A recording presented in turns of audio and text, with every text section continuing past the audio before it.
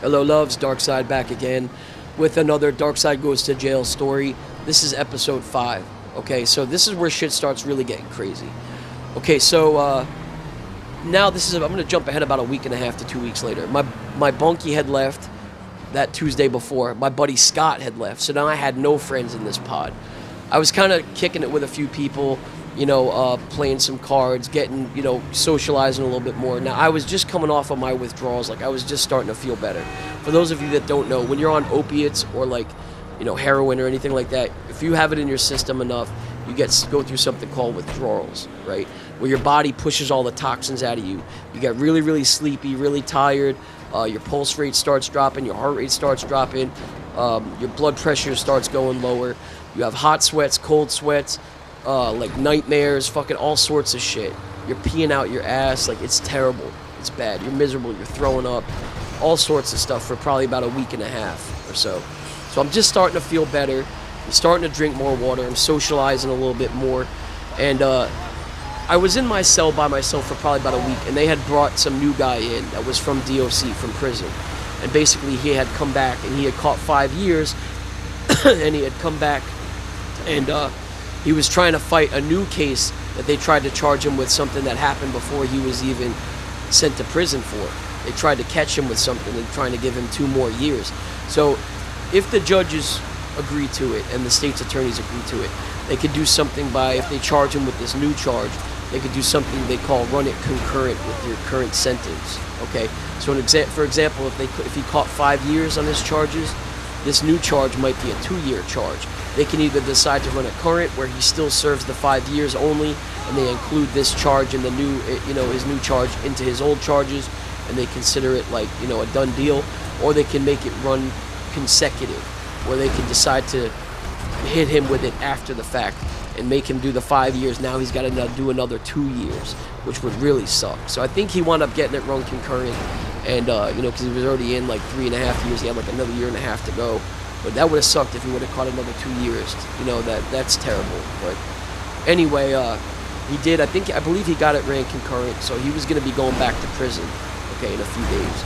So one particular day, I'm outside. I'm doing some exercises, trying to walk around the yard and this and that. And then a little bit later on that afternoon, I go play cards with these guys. They're trying to teach me how to play spades, trying to teach me how to play dirty hearts. They don't gamble. They just play for either push-ups or cups of water, things like that. So we're slamming cups of water. I'm losing my ass off because I got to keep drinking cups of water. And it sucks drinking cup after cup, a tumbler of water after each other in a 64, 65 degree room. You're going to be pissing all night long. And it was miserable, dude. I kept pissing. That's all. I kept getting up to have to go piss. I was drinking so much water. But they were teaching me how to play the games. So while we're playing, this black dude named Cash, he was a pretty cool dude, kind of a loudmouth, and he was funny, but he didn't know when to end the joke type of shit. He was a little over the top. But he was a cool dude for the most part. He comes over, and he was friends with one of the guy that's at my table, one of the guys there. And he's like, yo, I need you guys to do me a favor and try and kite me out of here. I'm trying to get over to D-Pod to my cousin. I didn't want nothing to do with it. I didn't want to get involved in it. But I could kind of understand, if I had a cousin in the county jail, I'd probably want to be together with my family too. Go through this experience with my family. Someone to have my back, someone to look out for me. Look out for each other type of shit. Family's family, though. So I kind of understood where he was coming from. So I wrote a kite, and we all did an anonymous kite. Didn't sign our names, nothing on it. Just put, we would like to move inmate Cash. I think that was his last name too.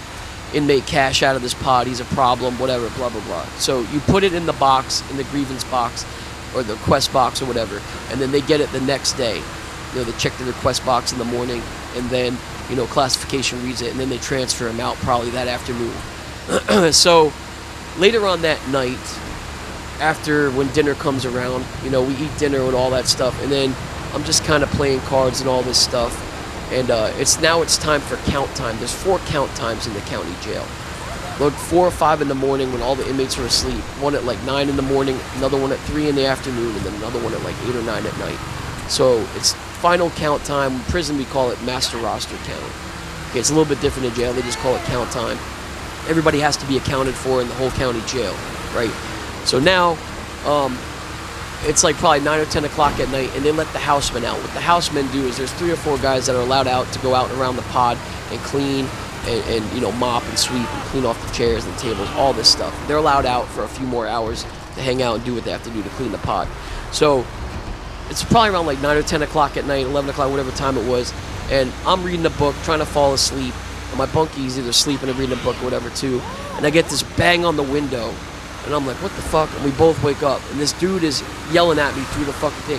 Motherfucker, you fucking kited my cousin out of here today, bitch. I fucking got you in the morning, motherfucker. I fucking got you. He's yelling at me. And I'm like, dude, what the fuck are you talking about? He's like, yeah, bitch, you got my fucking cousin sent out of here. I fucking got you. I got you tomorrow morning. I fucking got you, yelling at me and all this shit. And I'm like, what the fuck was that all about? So my bunkie's like, dude, what the fuck is he talking about? I said, I don't know, bro. I said, I did write a kite to get somebody out of here, but Cash, he's trying to get to his cousin, bro. I said, me and a couple other people wrote kites on him, you know, trying to get him out of here.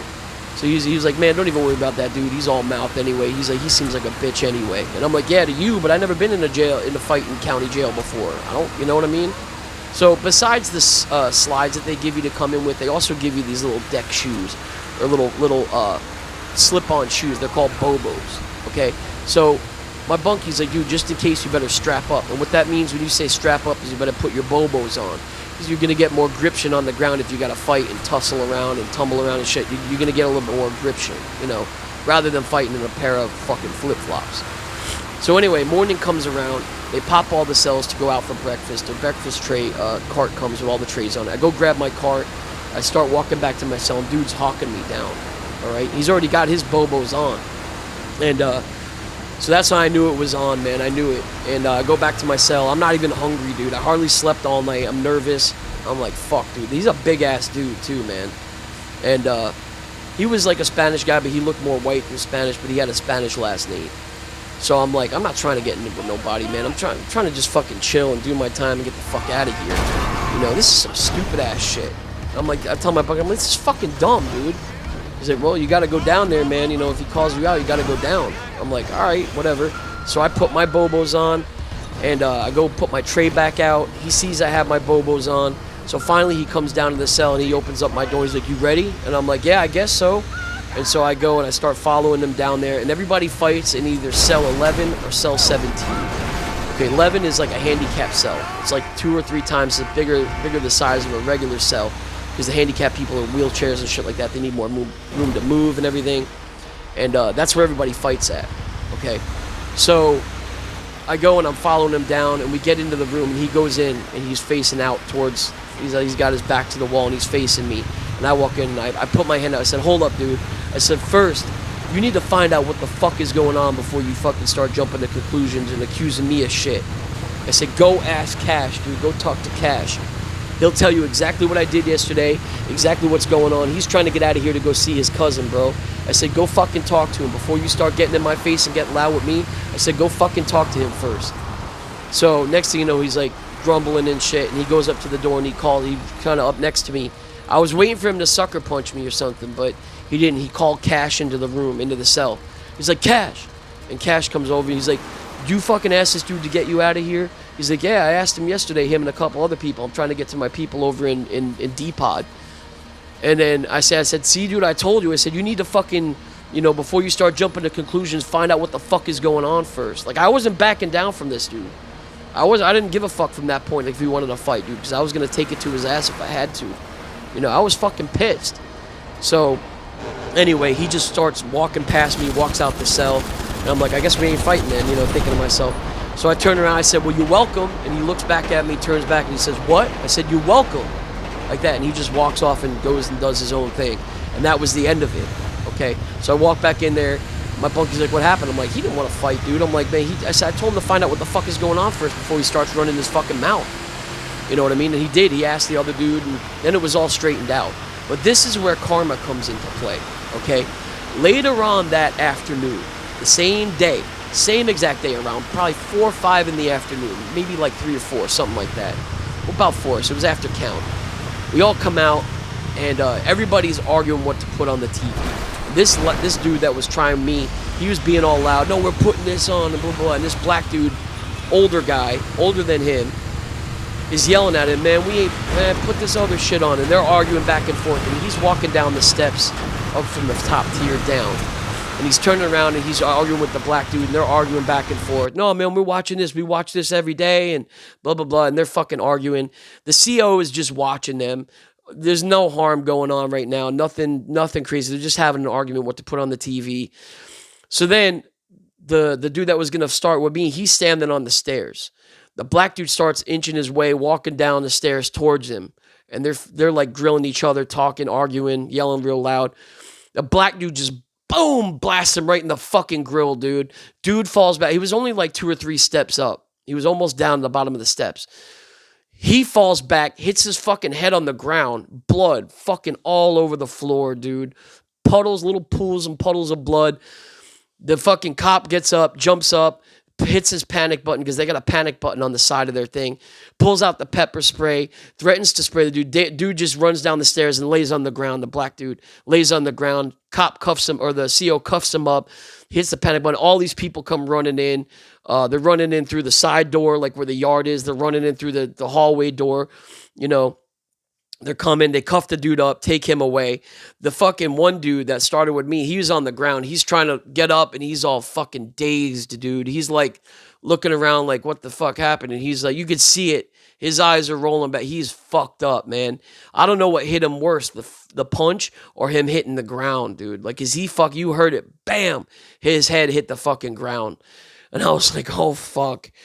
And so then they get a wheelchair and they bring him down to medical. And now the thing about fighting in a pod is neither one of those people will come back to that pod again because they're afraid of retaliation. Like one of their friends might retaliate on the other guy or vice versa. So they don't bring people back to the same pod. They usually either go, like the black guy is going to confinement. That's a given. He's going to confinement. And the other dude, I don't know what's going to happen to him. I never saw him again. But he got sent to a different pod after he probably got checked out by medical and shit. But there was like puddles and little pools of blood all over the fucking floor where his head got busted. And I was like, God damn, dude. I'm like, he got fucking rocked. So I went back into my cell because everybody was outside watching it. And I walk up and I'm like talking to my bunkie. And I'm like, damn, bro. He's like, what? I'm like, karma's a motherfucker, huh? And he's like, yeah. He's like, it is. And that's basically what happened. That was a very fucking eventful day, dude. But very interesting, crazy story that happened to me. And that was like, a couple weeks in. But yeah, I got more stories like that. It's a little crazy. Hopefully you guys enjoy this one. I'll talk to you guys later, all right? I'll be back in a couple days with part 6. All right, peace.